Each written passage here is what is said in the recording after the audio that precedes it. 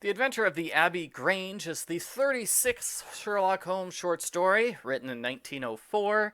It's famous for being the one where Holmes says, "The game is afoot!" Here's my summary.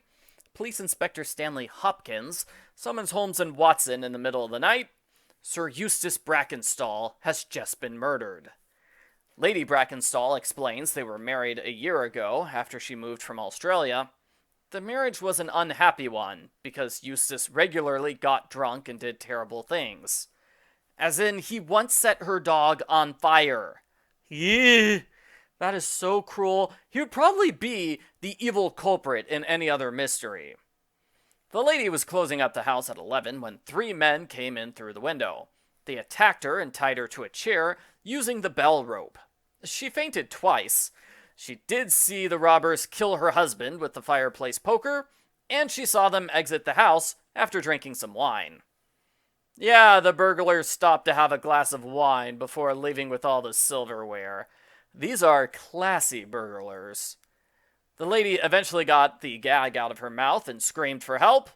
The culprits are presumably the Randall gang, who robbed a nearby site 2 weeks ago. Holmes examines the crime scene. The end of the bell cord is broken and frayed. It would be impossible to pull it down and rip it without ringing the bell in the kitchen. As for the wine glasses, only one of the 3 has beeswing in it. Holmes notes the corkscrew on the counter doesn't match the cork in the bottle. Whoever opened it must have used a different, smaller corkscrew. I don't know much about wine, so this part confused me. Can't you put a corkscrew in part of the way, not all of the way? That should let you use a big corkscrew on a small cork, right? Maybe. And what's beeswing? Did people put bees in wine bottles? Holmes thinks things over on the way home. He realizes there are too many problems with the case, at least 5 of them. If the Randalls are guilty, they made some very odd choices. Furthermore, the beeswing indicates there were originally 2 wine glasses. Someone must have poured part of the 2 glasses into a third at a later point in time. So, unsatisfied with the explanation he got, Holmes returns to the scene of the crime. When he stands on the fireplace mantel, he can just barely see the end of the bell cord which is attached to the wall. It wasn't frayed and old, it was deliberately cut 3 inches from the end. Lastly, Holmes sees blood on the chair where Lady Brackenstall is tied up. That's impossible if she was tied up before the murder, as she claimed. Holmes confronts Lady Brackenstall, but she refuses to change her story. Holmes has already solved the mystery at this point, because of course he has. He's Sherlock Holmes. He gives the police a chance to solve it by telling Inspector Hopkins the stolen silverware was hidden right outside the door. Sadly, Hopkins messes up on this clue. Instead of concluding the robbery's fake, he concludes the robbers plan to return later.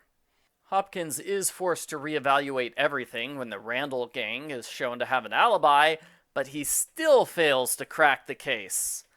Poor Hopkins, he was so promising too. Holmes deduces the culprit is a sailor, since he's so good with knots, and he climbed onto the mantelpiece with such ease. He also deduces Lady Brackenstall's lying because she knows the culprit. So Holmes looks into her voyage from Australia. Captain James Crocker is the only man in England who was a sailor on that journey. Crocker confesses he's the culprit. He fell in love with Mary, although she didn't return his feelings.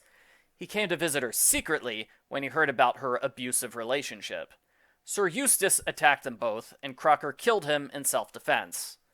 Crocker didn't want to get arrested for murder, so he and Mary staged the crime scene and pinned the blame on random burglars.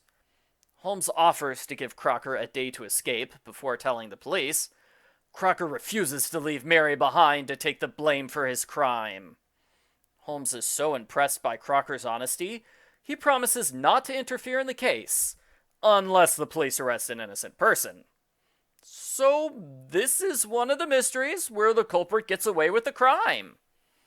Holmes also gives Crocker a probation period of a year, although I seriously doubt he's going to check in regularly to make sure Crocker is staying away from the house. Holmes has better things to do with his time. The end. Post-story follow-up. I thought this was a good mystery.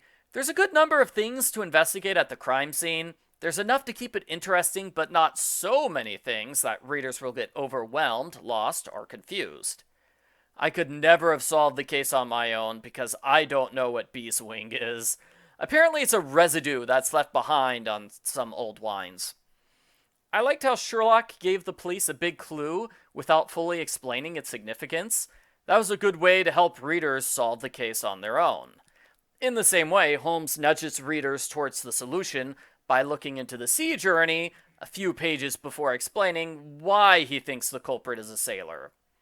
But hey, this is a Sherlock Holmes story. It's to be expected that the various clues and events are masterfully revealed in a slow way, which gives maximum satisfaction to readers trying to solve the case. It's surprising that Holmes doesn't notice the blood on the chair until the second time he searches the crime scene. He normally doesn't miss big clues that are important, like bloodstains. It's also a touch careless how he declares the silverware is hidden in a pond after merely glancing at the pond. Normally, he would make absolutely sure the silverware is there before informing the police. Imagine how silly he'd look if they drained the pond and found nothing. I give Sherlock Holmes, The Adventure of the Abbey Grange, a thumbs up.